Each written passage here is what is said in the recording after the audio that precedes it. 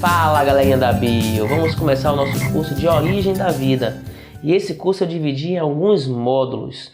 O primeiro módulo vai falar sobre como poderiam surgir os seres vivos. Foi uma discussão que rendeu alguns séculos na biologia. É a discussão da abiogênese versus a biogênese. Valeu? Esse é o Interbio Online, um curso de biologia feito pra você. E eu me chamo Barninho Bio, o Barney da biologia. Fala galerinha da Bio, vamos estudar agora uma treta que rolou na biologia ao longo dos séculos, galera. Você não tem noção não, foi um bate-boca retado. A discussão era sobre como poderiam surgir os seres vivos, valeu? Bom, só que isso começou lá com Aristóteles antes de Cristo. Ele defendeu uma ideia chamada abiogênese. E essa ideia quer dizer o quê, Barninho? Que a vida poderia surgir a partir da matéria bruta ou inanimada. A partir de uma ação, gente, de uma força que ele chamou de força vital. Valeu? É lógico, ele não negava que a vida poderia dar origem à vida. Ele não negava que a reprodução ocorresse, mas ele dizia que organismos simples e complexos poderiam surgir também do nada, poderiam surgir da matéria inorgânica, poderiam surgir do meio ambiente. Por exemplo, ele dizia que a partir de galhos secos poderiam surgir cobras, a partir de pedras na beira de um rio poderia surgir um sapo, como eu estou mostrando aqui para vocês. Joia? Então essa é uma concepção antes de Cristo e que vingou por muitos anos. A partir de Aristóteles, a abiogênese ganhou corpo. E ao longo dos séculos foi ganhando mais adeptos, a ponto de inventarem uma receita para gerar vida, para você ter ideia, galera. E foi um médico renomado de Bruxelas na época, o Van Helmont, que dizia que se pegasse uma camisa suja, suada, e colocasse trigo misturado ali num lugar escuro, pouco iluminado, ao longo de alguns dias, isso daria origem aos famigerados roedores, galera. Pra você ter uma ideia, dava origem a ratos. Bom, até que chegou o século XVII. No século XVII, a grande polêmica era sobre a origem de larvas a partir da carne morta.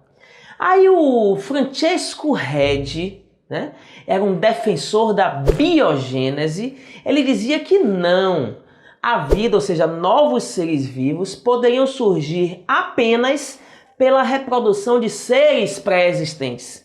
Certo, gente? Então ele defendia a biogênese.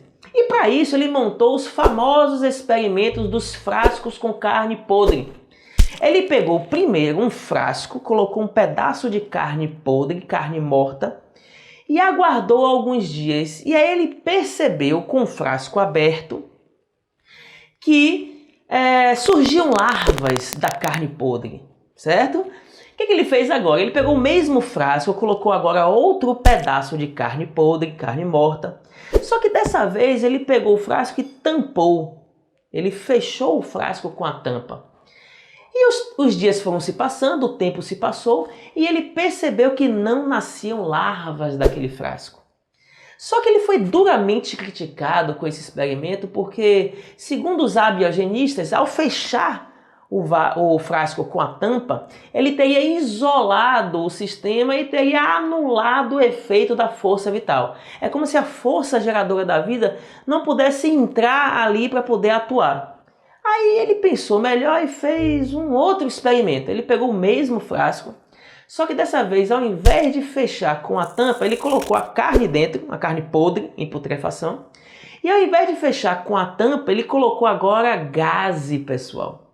Dessa forma, a força vital poderia entrar no sistema, poderia entrar e atuar na carne morta, beleza? E ele conseguiu dessa forma controlar a entrada e o acesso de moscas. E aí, ao longo dos dias, ele percebeu que não nasciam larvas. Então, qual foi a conclusão de Francesco Redi em relação a esse experimento? Ele concluiu que, na verdade, as larvas não nasciam da carne podre, elas faziam parte do ciclo de vida da reprodução das moscas. Ou seja, as larvas e as moscas eram etapas diferentes do ciclo de um mesmo organismo. Aí, no século XVII, a abiogênese tomou uma porradinha com os experimentos de Redd, beleza? Só que ainda no século XVII, a abiogênese ressurgiu no finalzinho do século XVII. Por quê? Porque um rapaz chamado Leeuwenhoek, ele desenvolveu um microscópio rudimentar. Rudimentar hoje, né? Mas na época foi uma novidade. Esse microscópio à base de luz, era um microscópio óptico, ele deu acesso ao mundo antes desconhecido, o mundo dos micróbios, pessoal. Aí surgiu uma pulga atrás da orelha, surgiu uma ideia. Os micróbios, eles poderiam ter algum mecanismo de reprodução? Porque eles são organismos muito simples, certo? Aí a abiogênese ressurge com a ideia de que no nível microscópico, ou seja, no mundo dos micróbios, sendo eles organismos muito simples, eles só poderiam surgir da poeira, ou seja, espontaneamente, por geração espontânea. Valeu? Aí chegou o século XVIII, galerinha, e a grande polêmica é em relação à fervura dos caldos nutritivos, porque acreditava-se que os micróbios surgiam espontaneamente desse caldo nutritivo, certo? Bom, aí a treta começou a ficar intensa, porque o maior quebra-pau aconteceu entre os abiogenistas e os biogenistas. Do lado dos abiogenistas estava o John Needham, e do lado dos biogenistas estava Lázaro Spallanzani. Reza a lenda que rolou a treta severa aí, velho. Rolava uma crítica em relação ao outro, eles criticavam, rolava um embate entre os dois naquela época, beleza? O John Needham, ele fez o quê? Ele pegou frascos e colocou caldos nutritivos, tipo uma sopa, uma canja de galinha, digamos assim, para você ter uma imagem legal na cabeça. E ele colocou para aquecer esse caldo nutritivo. Só que ele aquecia esse caldo por 30 minutos apenas, né, em média. E depois ele vedava esse caldo com uma rolha bem rudimentar. E às vezes nem vedava, ele não se preocupava muito com essa vedação. Resultado, ele percebia que ao longo dos dias os micróbios surgiam desse caldo. E aí qual foi a conclusão de Needham em relação ao seu experimento? É que os micróbios podem sim surgir do caldo nutritivo. Aí o Spallanzani, ele fez o mesmo experimento, pegou esses recipientes, colocou tipo uma sopa, uma canja de galinha, um caldo nutritivo, né, nesse recipiente. Só que o Spallanzani, ele aquecia por tempo prolongado. Então ele aquecia muito esse caldo nutritivo. E depois do aquecimento, ele vedava a boca, né, a tampa do frasco hermeticamente. Dessa forma, ele concluía que ao longo dos dias, né, iam se passando, não surgiam micróbios nesse caldo nutritivo. Então a conclusão dele é que os micróbios não surgem do caldo, eles estão no ambiente e contaminam o caldo. Joia? Só que o Needham, ele criticava Spallanzani, porque ele dizia que o Spallanzani aquecia muito e fechava, ou seja, isolava o sistema. Dessa forma teria anulado o efeito da força vital. Beleza? E o Spallanzani criticava o Needham, dizia que o Needham ele aquecia muito pouco, não era suficiente para matar os micróbios que já estavam presentes no caldo, e na hora de fechar ele não vedava. Dessa forma, micróbios presentes no ambiente contaminariam o caldo nutritivo, certo? E aí rolou essa treta ao longo de todo o século XVIII, galerinha, beleza? Até que chegou o século XIX com os famosos experimentos dos frascos de pescoço de cisne. Esses experimentos foram desenvolvidos por um microbiologista famoso chamado Louis Pasteur, pessoal. O Pasteur, ele defendia a biogênese e dessa forma ele acabou com a abiogênese. Então a biogênese, gente, ganhou o fight no século XIX, valeu? Só que o experimento de Pasteur era assim, ó. Ele pegava um recipiente com o pescoço longo, colocava o caldo nutritivo, aquecia o pescoço, que era de vidro, e dobrava o pescoço, fazendo uma curva no pescoço semelhante ao pescoço de um cisne. Valeu? Só que quando ele aquecia o caldo, ele tornava o caldo estéril, ele matava os micróbios que ali existiam. Beleza? Só que ele percebia que o pescoço do cisne funcionava como uma espécie de filtro, porque acumulava ali impurezas do ar, beleza? Aí ele conseguiu fazer o seguinte: quando ele inclinava o recipiente e o caldo estéril entrava em contato com as impurezas, ao longo de alguns dias os micróbios eles apareciam no caldo nutritivo.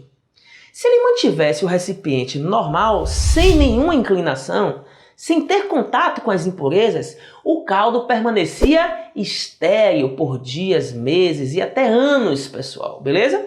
Dessa forma, o Pasteur ele concluiu que os micróbios eles contaminavam o caldo e não surgiam do caldo, e que mesmo sendo organismos simples, eles deveriam ter algum mecanismo de reprodução, valeu? Dessa forma, a abiogênese foi por água abaixo e a biogênese ganhou toda a moral. Valeu, galerinha? Beleza? Para tudo, galerinha. Se liga na dica de Barninho Bio de como é que esses estudos, essa treta de abiogênese e biogênese é cobrada no Enem e nos vestibulares. Valeu, galerinha? Se liga, ó. O que eles querem saber, Barninho? Eles querem saber qual é a repercussão dos experimentos daquela época no mundo moderno, na atualidade, certo? Por exemplo, vamos começar com o Spallanzani. O Spallanzani, o que ele fez? Ele aqueceu os caldos nutritivos por tempo prolongado, ou seja, esterilizou eles e fechou os recipientes hermeticamente. Dessa forma, os micróbios não conseguiam se proliferar e não conseguiam contaminar o alimento. Resultado, qual é a repercussão disso no mundo moderno? A indústria de enlatados, galerinha. Não esquece, hein? A conservação de alimentos no interior de embalagens fechadas hermeticamente. Valeu? Tem também a repercussão dos experimentos de Pasteur. O Pasteur, ele trouxe para o mundo moderno o que nós chamamos de pasteurização. O que é a pasteurização, Barninho? Pasteurização, gente, é a eliminação seletiva de micróbios no recipiente que foi aquecido de forma branda numa certa faixa de temperatura por um certo período de tempo, beleza?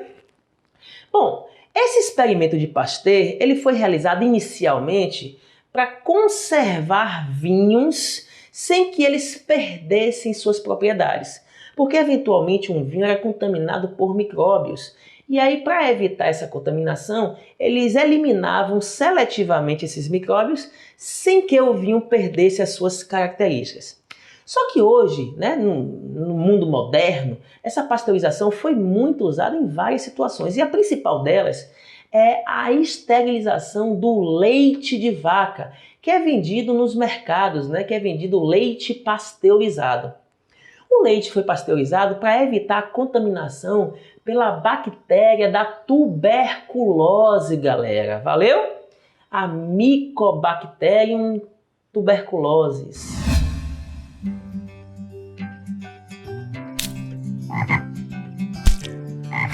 Oh, galerinha, é uma pena que acabou, gente. Poxa, mas foi legal, não foi legal? Não, fale a verdade aí, velho. Se você gostou dessa aulinha, você vai dar um like aí para poder ajudar a gente a divulgar o nosso conteúdo, certo, gente? Outra coisa, ó, se inscreve no canal e ativa o sininho para poder receber notificações das novas aulas que Barninho vai lançando, certo? Valeu, galerinha. Beijo!